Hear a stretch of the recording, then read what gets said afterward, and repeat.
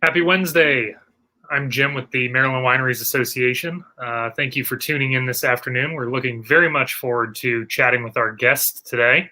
I just want to say thanks for giving us an hour of your time today to watch what we have going on, to learn a little bit more about a wonderful Maryland winery, and to offer your feedback, comments, or questions about what's going on with Maryland wine. As we've been saying for the last several weeks, Maryland wineries are open for business. Please support Maryland wineries when you can. Order your wine for pickup, carry out, curbside pickup, and a lot of wineries are even offering delivery. And don't forget about those ones that offer direct-to-consumer shipping. You can have some nice Maryland wines delivered right to your front door. Kevin is away this week, so I'll be filling in. And I am joined today by Jo-Ann Romano of Romano Winery and Vineyard. Jo-Ann, how are you? I'm good, Jim. How are you? I am wonderful. Thank you for coming on with us today. Absolutely. It's a pleasure to be here. Welcome, everybody, to Wine Wednesday. And for all of you that are watching, if you have any questions for Jo-Ann about Romano or what's going on the Legacy Wine Trail, throw them in the comments section. We'd love to address those throughout the conversation. All right. Well, I like the way that this format works. I'm going to ask you one very simple question and give you the floor for a few minutes. Can you tell me all about Romano and what this wonderful winery is all about? I sure can. Thank you. So we are in Prince George's County. We opened up the winery in 2011. We actually planted our vineyard in 2007. So we use that 7-11 theme. 2007 is when we planted. 2011 is when we opened. And at that time, there were no other wineries in Prince George's County. We were the first and only.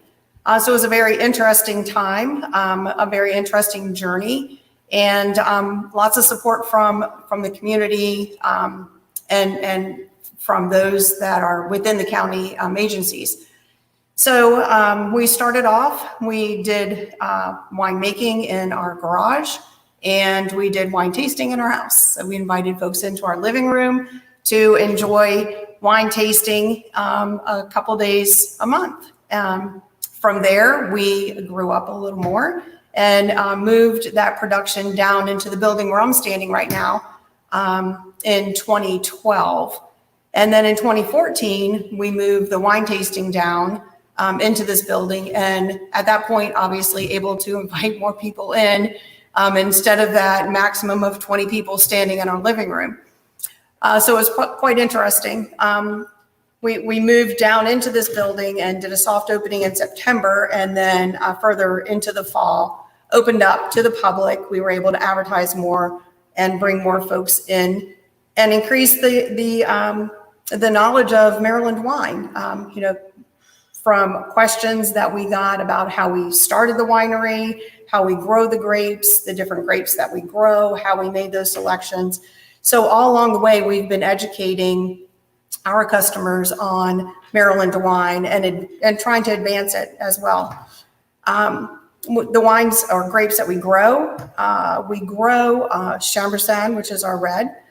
We grow Vidal Blanc, Treminette, along with Cayuga. So those were the original grapes that we planted.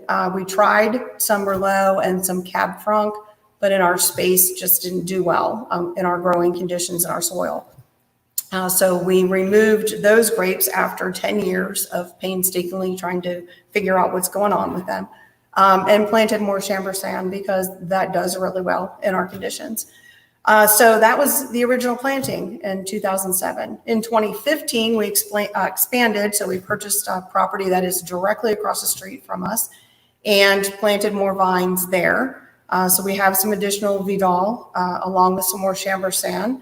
We have a little bit of Muscadine that we're trying out, some Concord, some Niagara, and then we have some other varieties that we're testing to see how they're going to do.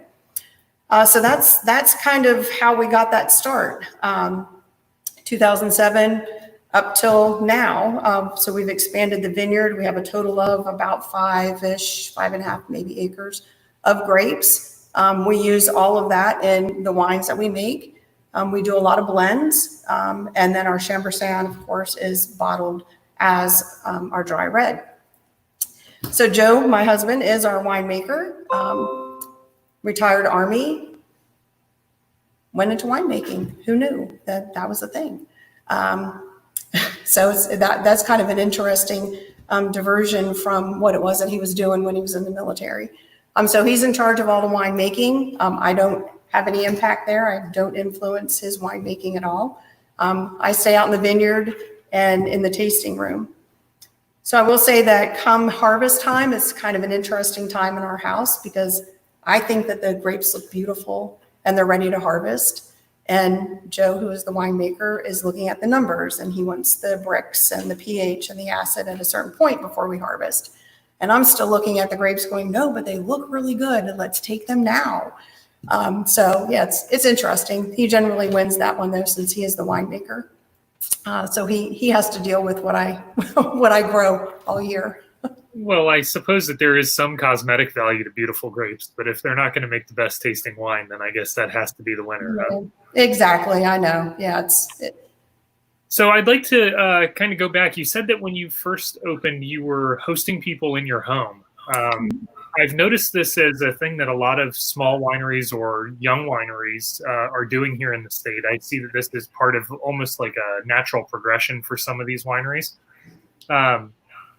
I'm just curious, from somebody who's been through this and that has expanded, you're already putting a lot on the line to put your passion out there to make the wine and to brand it and to try to sell it to people, but then to invite that person directly into your home, not a tasting room where it feels like maybe there's a little bit of a barrier between your personal life and this new hobby profession that you're doing. What is that like? At first, Jim, it was kind of we were quite nervous about it, right? So you make sure you move everything. You've got all the stuff out of the way. There isn't anything that anybody can see except for, your living room, right? Pictures on the wall and, those types of things. And did that guard ever go down? No, you're always very cautious, right? Because you're inviting, strangers into your home. But at the same time, when people came in, they felt very comfortable and very welcomed. And that respect that, yes, we are inviting you into our home. And so, from that, we developed so many long-lasting relationships that those folks are still coming to the winery today. And anybody new behind the bar, they're like, hey, did you know that I used to do a wine tasting in their living room? So, is it a little, kind of freaky, scary? Sure. When you invite people into your home that you don't know, but at the same time, you develop these relationships that you probably would have never developed had that not been the situation. Well, and I guess that's the meat of the question that I was going to ask, is how those relationships really were cultivated, because the experiences that I've had at a few of the wineries that are still located in owners' homes or something, you feel like you get this bond that's a little more unique than you do just going to a tasting room. But I just didn't know if that perception felt the same way on the other side. Absolutely. Yes. Yeah. And some of those folks that came in, early on, volunteer with us at festivals. Oh, that's great. So you really have built an ongoing. Absolutely. They harvest with us, they'll bottle with us, they go to festivals with us. So it is a complete bond, right? All the way around. Not just trying the wine, but now they're involved in the process. So it's very unique and very humbling at the same time.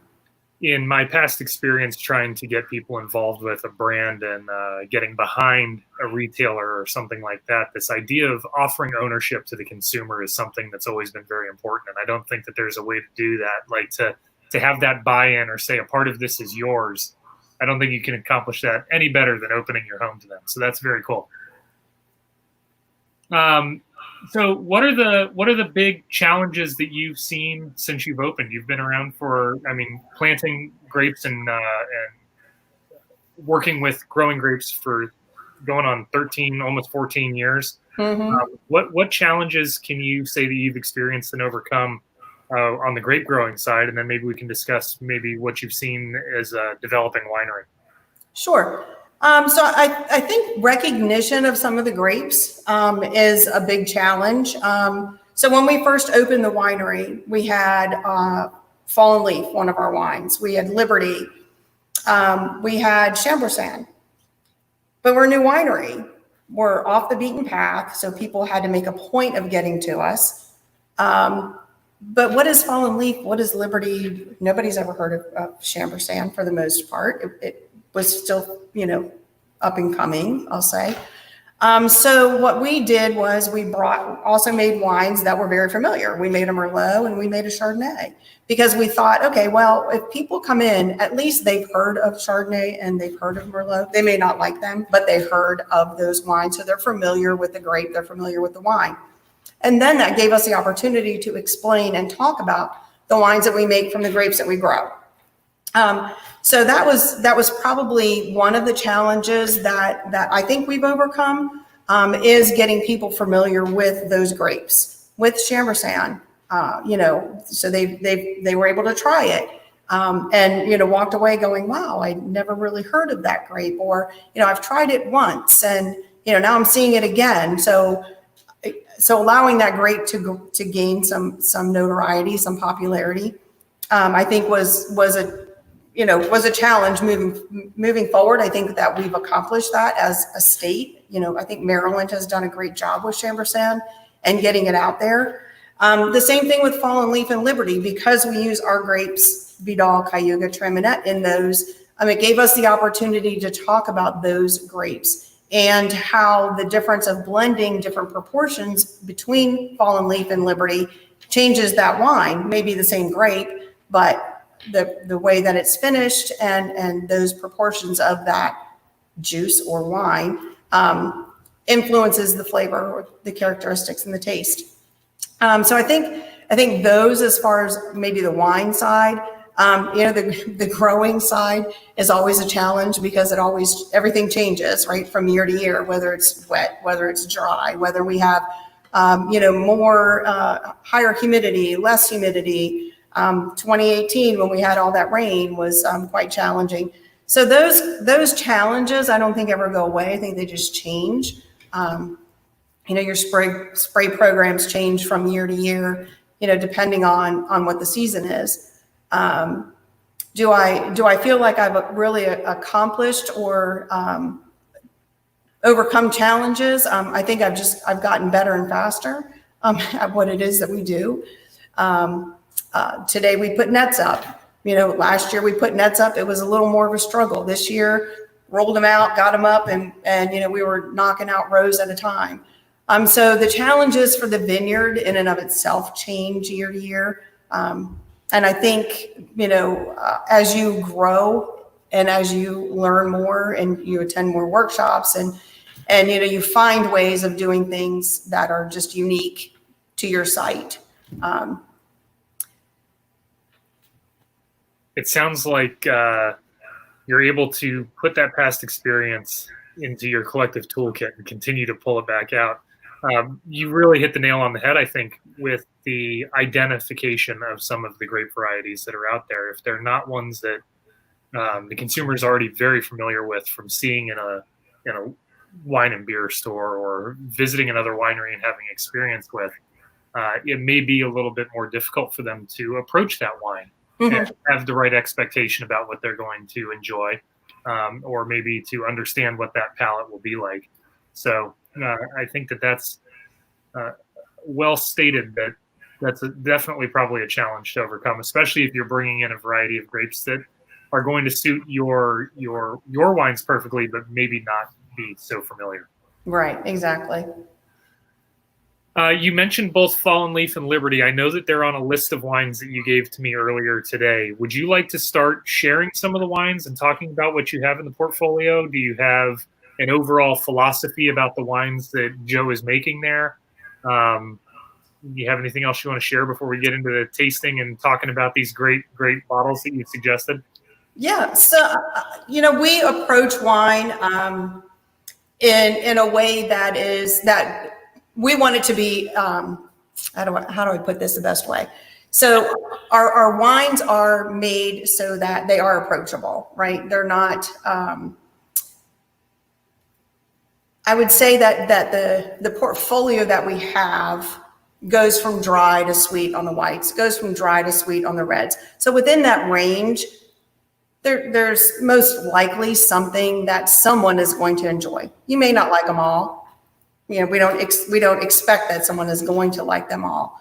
But going through the wine list and doing that tasting and finding one wine that you enjoy, I'm thrilled if you find a wine that you enjoy out of all of them, because wine is very personal. It's a very personal experience. It's a very personal taste. You know, what is sweet to one may be dry to another. So I think that our portfolio of wines allows someone to go through and be surprised that they may not think that they like sweet wines, but yet the balance of the wine, even though it's sweet, they enjoy it. So I always find that very interesting. Or where someone isn't particularly a dry wine drinker, but yet they try that drier, semi-dry, and they're surprised. The look on their face, they're like, "Oh wow, I really like that." So you know, to make wines approachable and to make people feel like they're comfortable enough in an environment where they can ask a question. So, you know, maybe that's the philosophy behind our business more so than it is behind the wines. It is to allow people that opportunity to ask, you know, what fun is it and what type of experience are you going to have if you come in somewhere and you feel like you can't ask a question about the wine and get an honest answer. And so, yeah, I would say that is our philosophy behind our business is come in, be comfortable, ask a question, get an honest answer. I'm not going to fluff it up by something that, you know, sounds good. And walk away feeling like you got your money's worth, you found something that you enjoyed, and you had a great experience that you want to share with your family and friends. I think it's really neat that you're hitting on those topics. Jana Howley on our team and I were having a conversation last week about kind of how things may start to evolve a little bit in the wine industry with how the industry has had to respond to COVID-19 concerns and regulations that have been put out there with regard to people coming in and out of wineries and staying there, and how this feeling that many consumers may have had, especially the ones who are well versed at shopping online, the millennial consumer, they may have had a little trepidation going into some wineries, feeling overwhelmed, or they wouldn't have the freedom to ask the questions without feeling as though they're missing out on something. So I think it's really great that you are putting that out there, that you want people to have this space where you're there for them to ask the question and you're going to provide them a great tasting experience along with that. So I find that to be very encouraging because it's kind of how I think we envision the industry moving, kind of away from the exclusivity of being a wine enthusiast and making it more accessible to everybody. Right. That's cool. And the difficulty that we're experiencing, just I think as an industry, is the tasting bar experience, right? And how do you overcome that now that we don't have that? We can't do that right now. So, you know, how do you engage with the customer so that they, again, can ask that question about maybe a wine that they have on a flight that they're doing? And so it's a challenge that, you know, slowly we need to figure out how to overcome that and get back to that area where people, again, can, hey, what about, you know, Liberty? What is in Liberty? How is Liberty different than Fallen Leaf? I see it's the same two grapes. Well, Carrie in the comments has just said that she loves the comfortability of visiting Romano, and I think that that essence is what consumers are looking for too. So you're doing something very good, and I guess we're all firing on all cylinders with this idea right now. Well, thanks, Carrie. And Luann says that you guys are a wonderful family, and it's always been her pleasure to visit. Awesome. Well, thanks, Luann.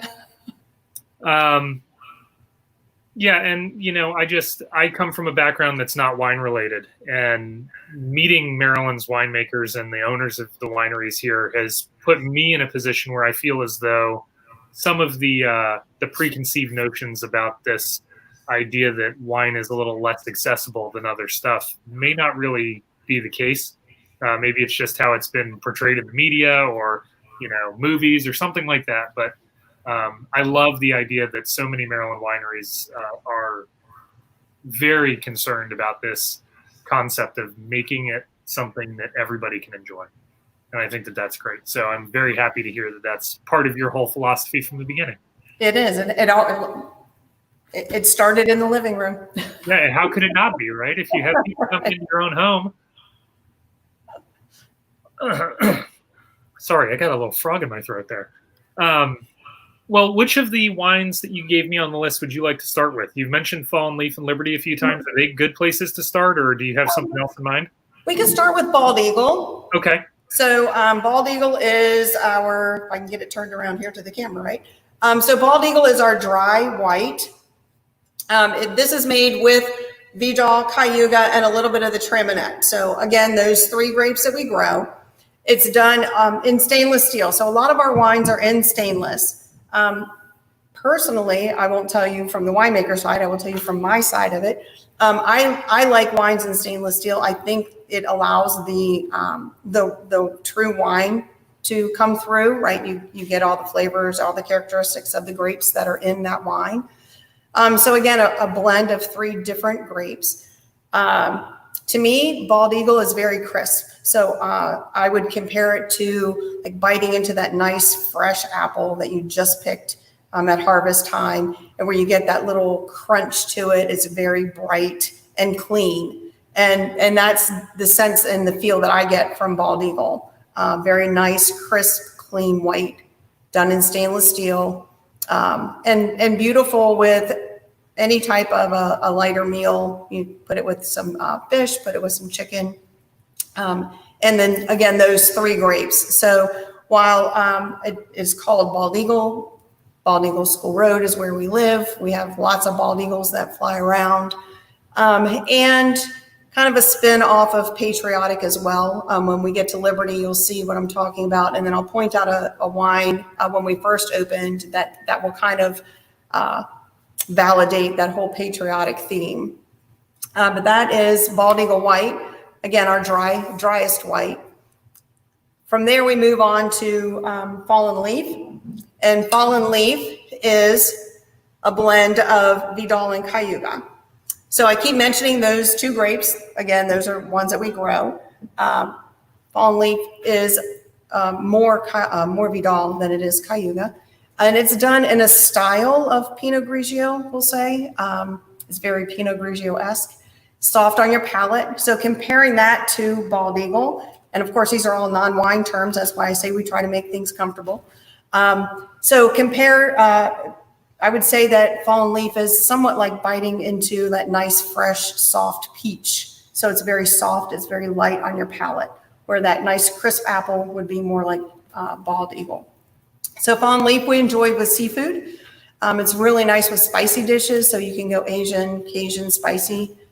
Very nice complement with those. It's just also a really nice wine just to sit outside in the rocking chair on the porch and enjoy a glass of wine in the evening. Then we move on to Liberty. So Liberty is, again, another blend, Cayuga and Vidal. So this bottle is part of that patriotic theme that I was talking about, red, white, and blue. Liberty, I got the name for that. When we looked at the bottle and decided that this was a bottle that we were going to use, I felt like it was very statuesque. So like the Statue of Liberty, just greeting everybody in, welcoming them. Liberty is a semi-sweet. I may not have mentioned, but Fallen Leaf is a semi-dry. Liberty, semi-sweet. So this would be in that range of a Riesling is how we compare it. Just for those folks who are familiar with Rieslings, then it allows them to kind of gauge where they are on our tasting list. We like it with, again, with seafood. It's really nice. Oddly enough, if you like mussels, you can steam your mussels with it. We've used it with scallops, so it's a great wine to use as that liquid when you're going to steam or pan sear something, like I said, scallops or mussels. You're going to do the mussels, then save that residual liquid and pour it over some pasta, put it over your salad. It makes a really nice dish. We move on from there to our Chambourcin, which is our Chambourcin Reserve. This was done in whiskey barrels. You'll notice that we changed the label a little bit. So this was just to memorialize that we were the first winery in Prince George's County. So we used our iconic logo R for Romano and then added that one to it. We tried to figure out a way that we could do that just for prosperity and going into the future, knowing that, the boom that has happened in the county, that, we were blazing that trail, just so to speak. I'm not going to put a feather in my cap, but it was a trail that was not necessarily easy, but we got it done. So anyway, nonetheless, Chambourcin done in whiskey barrels. So we did get these whiskey barrels from Virginia, so they are somewhat local. The Chambourcin is grown here. This is an awesome red. If you like whiskey, I usually let folks know that whiskey barrel Chambourcin has a little bit of an attitude. So it isn't a wine that we pour here at the winery. We do sample it, but that is one that goes home with folks. And we're very proud of the fact that we were able to do Chambourcin slightly different than what we had done it in the past.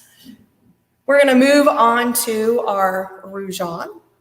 Rougeon is not a grape that we grow. We do bring in some juice for this, and that is because that is not a grape that can be grown here.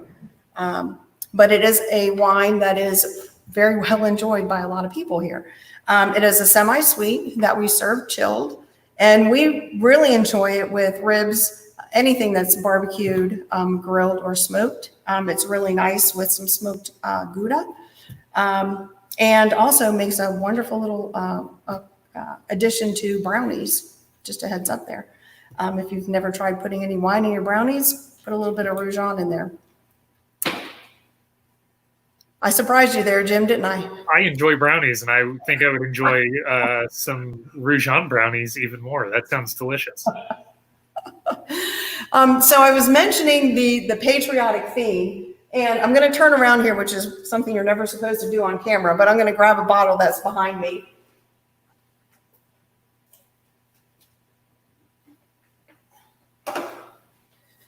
And this is Valor. So anyone who visited us and purchased maybe a sweet red in our first year, Valor was done as a sweet red. It's some Concord, some Chambourcin, a little bit of Rougeon. If you notice, the bottle is a reverse of Liberty. So it's a red bottle, blue label. So Valor, again, the name came from the patriotic theme, but the bottle to me was very like a soldier, right? Just very tall, nice shoulders there. So when we put the two together, we had Liberty and we had Valor. So together, initially when we first opened, we sold this as a Patriot pack. If you purchased the two together.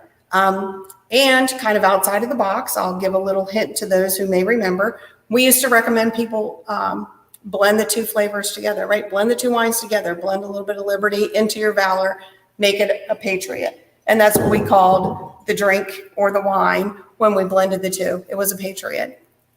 So that ties back into, Joe's Army career and that patriotic theme that we carry out through some of the wines. That's very cool. I like that little story. It's all these little pieces that you're able to sprinkle throughout your whole tale and your lore that make people want to come back more and be more engaged with what you're doing. I think that's awesome. I also think that I'm going to have to come out and do some bald eagle spotting one day. So interestingly enough, on Sunday, we had some customers here who were sitting out on the terrace enjoying a bottle of bald eagle, and what happened to fly over? Can't beat it. Right? I couldn't have timed it if I tried. I live in downtown Frederick, and every once in a while we'll get a couple of bald eagles that'll come out of the hills, and they'll just soar right above downtown, and it's pretty touching. We're looking at a historic town, a place where a lot of history occurred, and to see that symbolism just flying over, it almost makes you feel like everything's doing okay. Yeah, we'll all be okay. Yeah, hopefully. We can all get better together. That's what it's all about. So I was looking at the website to pull some of the tasting notes for each one of the wines. I put them into the comments for people. So if you're watching this either live now or you're going to be watching this sometime in the future, the tasting notes for each one of the wines that Jo-Ann talked about are there for you. but I noticed that all of your wines are available for sale through the website. Can you talk about how your e-commerce side works and how people can get your wine? Sure, absolutely. So we did partner with Vino Shipper. So we use Vino Shipper as the third-party shipping platform. So from our website, you select any of the wines from there. It will take you to Vino Shipper. And most of the wines that we have at the winery are available to ship. And I believe Vino Shipper's shipping to about 32 or 38-ish states. Could be more. I haven't checked it lately. But very beginning of COVID, we were doing a lot of shipping. So we were able to get wines out to folks in Maryland, Virginia, Pennsylvania, or not Pennsylvania. I was trying to think of the other place. We had a couple of DC shipments. So lots of people took advantage of that opportunity to have wine shipped to them, that they didn't have to go out of the house. We also during COVID offered porch pickup, so made it convenient for those folks who wanted to come out and not have that contactless pickup. So that worked out well too. But Vino Shipper is who we use. We get the orders in and usually get them out within a day, and it's been working out great.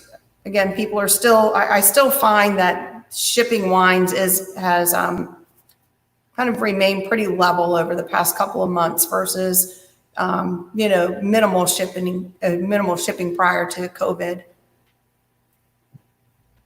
I'm getting the sense that we're probably going to see more of this. And it's interesting too, because even people who aren't inside the state are now thinking, well, if I'm already ordering stuff, maybe I can try something from a neighboring state or from a winery that may have something similar, or I don't know, you people all make friends in this industry. You might have a friend out in California who's recommending that somebody drink your wine. You never know. Exactly. Yeah. Well, we ship to, we have some folks in Colorado and some folks in Texas that order wine. I wouldn't say regularly, but enough that you recognize it, huh? Well, I did double check the count on the Vino Shipper site. It looks like it's 38 states, and the link is in the comments to order Romano's wine directly for shipment. You said that you were doing porch pickup. Are you still offering that? Oh yeah. We still have some of our customers who find it extremely convenient because nowadays you have to plan so many, plan your trips to the store, plan your trips everywhere that you go. So it worked out great because we are only open Friday, Saturday, Sunday. It is really convenient for them to give us a call. We invoice them and, make arrangements for pickup right here at the winery. So, it's still working out. And are you taking those calls all week? Yes. Yep. Okay. We take those calls or emails all week. Mm-hmm. Wonderful. So order through calls or emails. They'll take them all week, and then you can come pick them up when it's convenient when they're open. Exactly. That worked out well. What a great way for people to be able to come and still celebrate great wine. Exactly. Yeah. Along with your grocery shopping and everything else that you've got to do, just take care of it all in one day. That's it. So what's on the horizon for your family business here? Tell us a little bit about what you think the next couple of months to years might look like. Do you have any big plans? And then maybe share a little bit about what you think could be happening on the wine trail in the next couple of months. Sure. Yeah, so for us, we are in the process of moving our production out of the current tasting room into a new building that we constructed across the street on that property that I spoke about earlier. So that will allow us to expand our tasting room, which hopefully will be allowed to open in the fall. But the plan was that this added space gave us more capacity. Or in COVID terms, gives us more space in order to allow social distancing, which then would keep us pretty much at the same capacity that we are in the space we are currently in, if that makes any sense, right? We're going to double our space, but because of social distancing, we need more space in order to have the same amount of people. But it is exciting to be able to move that production over. Joe's pretty much run out of space in the back there. So it will allow him to, expand the winemaking, increase production, do some different things that he hasn't had the space to do. So that part of it's nice for him. And then, on the flip side of that, having that additional space for customers would be nice as well. Music then can be a little bit further back in the space and not quite on top of the bar, so we don't have to yell at people across the tasting bar. And I'm saying all this assuming that we're going to be back to tasting in the tasting room here in the very near future, because I don't want to think that what we're doing now is our new normal. It's just our new now. And as far as the wine trail is concerned, it's I'll go back and say that one of the challenges when we were talking about challenges, one of the challenges for us was to getting people out here, right? We weren't, we were kind of that little tail onto the Patuxent Wine Trail off the beaten path. Running here was a good 25-minute drive from us. So trying to get people out to the winery was a challenge. And now that there's 3 other wineries, we formed the Legacy Wine Trail. Advertising is a lot easier. People find it more of a destination where they have multiple places that they can go to, instead of making that drive to just one, which we appreciated 100%. And we made sure that people knew that we appreciated the fact that they made a point of coming to us. But again, when there's more, then there's more. And so having the other wineries on the trail with us, Gemini, Jane Mark, and Robin Hill, has really, helped us too. And hopefully, it's all reciprocal, right? They come visit us, they go visit the other 3 wineries, they visit the other 3 wineries, they come visit us. So that was a big challenge for us, was getting people out here. Once they got out here, it was great. They didn't realize they were still in Prince George's County. They had never been out in this area. They didn't even know that this area was available in the county. And so I think with all of that, other businesses too and other areas have seen a peak in visitation. Well, that's great. Before we went live, Jo-Ann and I were talking a little bit about what traffic has looked like over the last couple of weeks, and it sounds as though with the limited options that are out there for people to do fun things, going out and visiting 1, 2, or 3 of the wineries on the Legacy Trail has been something that people have been doing. So that's encouraging. And it's great that you do have that critical mass there where you now have these great wineries that people can visit kind of together. And we've had both Jane and Bob and Susan on, and everybody has been talking about how the wine trail has been great. And I think they all appreciate being a part of that great community you guys are fostering down there. So keep up the great work there. Thanks. Yep. It's been a fun journey. Well, Governor Hogan is going to go on in a couple of minutes. Do we have any other great stuff that we'd like to share with anybody, or do you think that it would be okay to wrap a few minutes early and let people kind of transition over to see what the governor might be up to? Sure. I think, I would just encourage everyone to take a look at our website for our, food truck, our music nights. Those are some of the activities that we have. We have music on Friday nights. We have music on Saturdays. We bring out food trucks for those as well. We have a very quiet day on Sunday, so no food truck, no music. If you're just looking for somewhere to go to kind of chill, get your week started, then Sundays are it. And Sundays are new for us with the situation that we're in. We weren't previously open on Sundays. Generally, we would rent the tasting room for private events, but since that's not necessarily in the picture right now, we are open on Sundays from 12 to 4. So that's new for us too. Do you see that your guests appreciate that? They do. Yeah, we are. We're, it's again, and that's why I mentioned it. What we're hearing is it's just nice to have somewhere that's quiet to go. Yeah. That's not their living room or somewhere they've been right. Stuck. Exactly. They can come out and just, chill out for a couple hours, have a glass of wine, or take a couple bottles home with them and feel like they were out, they did something, they had a quiet afternoon and they can get on with their day and get ready for the week. I just shared Sarah's comment about you cultivating a wonderful community there, and I have to agree. And I think that we're very fortunate in Maryland that the whole community feels great. This wine community is a wonderful community. Everybody's interested in the collaborative effort of elevating everyone together, and I think that that's wonderful. Yep. Well, thank you, Sarah. Well, Jo-Ann, thank you so much for your time this afternoon. I very much appreciate it. I was very excited to finally get a chance to talk to you, and I think that this went very well. You had some wonderful wines to talk about, and your story's just great. I love it. Well, thanks, Jim. It was a pleasure. And for all of you watching this afternoon, thank you very much for taking a few minutes out of your day to find out what we're doing here with the state's wine industry. It's always nice to share these wonderful stories from these winery owners and winemakers. They appreciate your interest in your business as much as our industry association does. So thanks for tuning in. And we look forward to seeing you in the next couple of weeks. For any more updates about what's going on with Maryland Wine, don't hesitate to visit marylandwine.com. Visit us on Facebook. And if you have happened to cross us on YouTube, please give us a subscribe there and find out when we have more videos coming. Jo-Ann, have a wonderful and safe rest of your week. And I will talk to you soon. All right. Thanks, Jim. Bye. Bye, everybody. Thank you very much.